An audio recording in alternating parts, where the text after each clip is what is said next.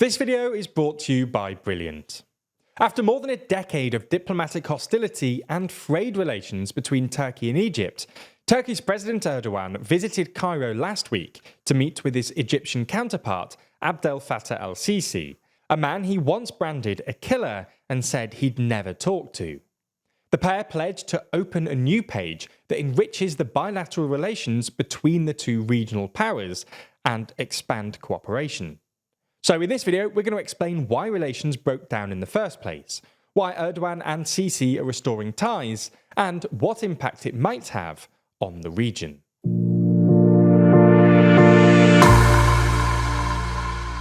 Before we start, if you haven't already, please consider subscribing and ringing the bell to stay in the loop and be notified when we release new videos. To understand why Turkey and Egypt fell out in the first place, we need to talk a little bit about the Muslim Brotherhood, which was founded in Egypt in 1928. The Muslim Brotherhood grew to be perhaps the world's most influential Islamist social and political movement, with the group seeking to reorganize government and society along Islamic lines. Alongside its preaching and promotion of Islamic laws and values, it was also big into social welfare, filling in where the state often failed by providing social services, hospitals and schools, helping it to grow significantly. Over the years, it went through periods of suppression by the Egyptian government, while at other times it was able to operate more freely, and as it rose to prominence, it inspired offshoots and affiliates across the Islamic world. Anyway, skip forward a few decades to 2011, and during the protests that ended the dictatorship of Hosni Mubarak, the Muslim Brotherhood emerges as the best organised and most prominent opposition movement. In the elections that followed, the Muslim Brotherhood-affiliated alliance won a plurality, and their leader, Mohamed Morsi, was elected president. President Morsi and Turkey's President Erdogan were basically natural allies. Erdogan has his roots in political Islam, and saw the Muslim Brotherhood's win in Egypt as, like his own Justice and Development Party, exemplary of the success of the fusion between Islam and democracy. But while Morsi's election was welcomed in Turkey, it was cause for concern in Gulf monarchies like Saudi Arabia and the United Arab Emirates, who saw the popular power of the Islamist political movement as a threat. But Mohamed Morsi's presidency did not last long. In 2013, a year after he took office and amid mass protests and counter-protests, Morsi was deposed by a military coup led by General Sisi, who remains Egyptian president to this day. Erdogan was one of the fiercest foreign critics of the move, and declared it an unacceptable coup. Sisi's government banned the Muslim Brotherhood and cracked down on opposition. Many Brotherhood leaders and members were jailed, while many others went into exile, with Turkey becoming a key safe haven. In the years that followed the coup, Muslim Brotherhood affiliates and anti-Sisi groups broadcast from Istanbul, much to the frustration of the Egyptian government. In late 2013, Egypt expelled its Turkish ambassador and recalled its own, prompting Turkey to ban the Egyptian ambassador from re-entering the country. It's this that is basically the crux of the Egypt-Turkey feud. Erdogan saw Sisi as a usurper that overthrew his ally and later let him die in prison. Meanwhile, Sisi saw Erdogan as a supporter and harbourer of an organisation that Egypt had declared a terrorist group. But this was not the extent of the near-decade-long feud. The two countries disagree over the maritime boundaries of the resource-rich Eastern Mediterranean, and more significantly than that, they backed rival factions in the Libyan civil war. In fact, in 2020, it seemed as if Egypt and Turkey were coming close to direct confrontation, when Turkey intervened militarily in support of Libya's government of national accord against the Egyptian-backed forces of Khalifa Haftar. But things have remarkably turned around since then, with a series of moves aimed at warming ties, culminating in Erdogan's recent visit to Cairo. Turkey moved to curtail anti-Egyptian government broadcasts and even limited the residency and movement rights of certain Muslim Brotherhood members and leaders. Behind the scenes, diplomacy led to Erdogan's first ever meeting with Sisi in 2022. That meeting was at the Qatar World Cup and saw the pair shake hands in a widely shared photograph.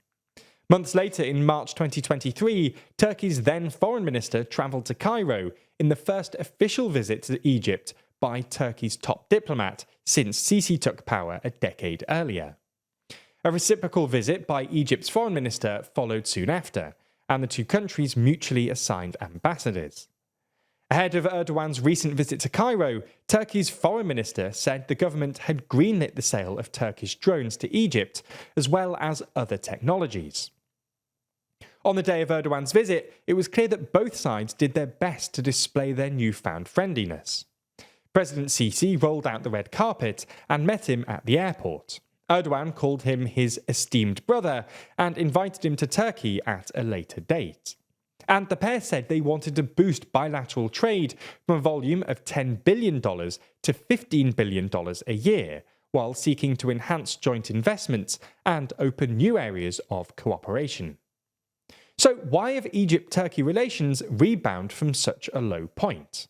Well, there are some longer-term factors that we'll look at in a moment. But at the top of the agenda during Erdogan's recent visit, and a major driver behind the visit itself, is the war in Gaza. At a joint press conference, Erdogan stated that Turkey will continue the cooperation and solidarity with our Egyptian brothers for the bloodshed in Gaza to stop, adding that, in the medium term, we are ready to work with Egypt for Gaza to recover and be rebuilt. Israel's ongoing military offensive in Gaza and its ensuing devastating humanitarian crisis is of significant concern for both Egypt and Turkey, not just from a moral angle, but from an economic and security one too. As such, it's in both of their interests to work together towards restoring regional stability and securing a resolution to the conflict. Outside the context of Gaza too, the warming tides are fairly simply explained. It's evident that both governments, which are facing their own internal economic crises, see strategic cooperation rather than hostility as being in both of their interests. For Turkey, which has also been working to re-establish ties with other Arab nations, it likely sees rapprochement with Egypt as, among other things, an opportunity to reverse its fortunes in the Eastern Mediterranean, where it's previously been sidelined in natural gas projects. It was also probably clear to the Turkish government that continuing its hostile stance towards the Egyptian government was futile and not sustainable, given Sisi's consolidation of power.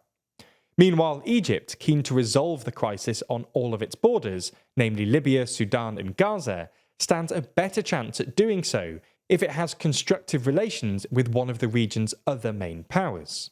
Ultimately, this spirit of pragmatic foreign policy is not just limited to Egypt and Turkey. It's been present in the wider region for the past couple of years, as a range of countries in the Middle East and North Africa have, to various extents, reconciled in shared attempts to protect their interests. A lot of stuff we talk about in our videos can often seem pretty complicated, especially when we dive deep into detailed data and economics. But there's a fun and easy way for you to learn more about these topics, which doesn't cost thousands of dollars or take years and years of studying. That's because Brilliant is the best way to learn maths, data science and computer science interactively. And the fun thing is, it doesn't take long to learn either. These complex topics are broken down into small and accessible chunks, designed around your busy schedule, whatever your skill level. That means that if you spend just a few minutes a day, you can gain new knowledge over time, in an actually fun way. As time goes on, you'll get used to that feeling of learning too, because this isn't just about sitting down and reading. Brilliant teaches you by doing, using active learning to teach you the principles of otherwise quite complex topics, and ensuring you understand what's actually going on.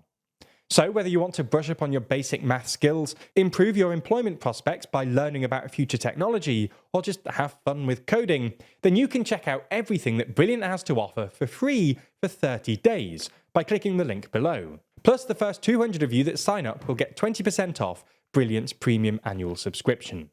Thanks for your support.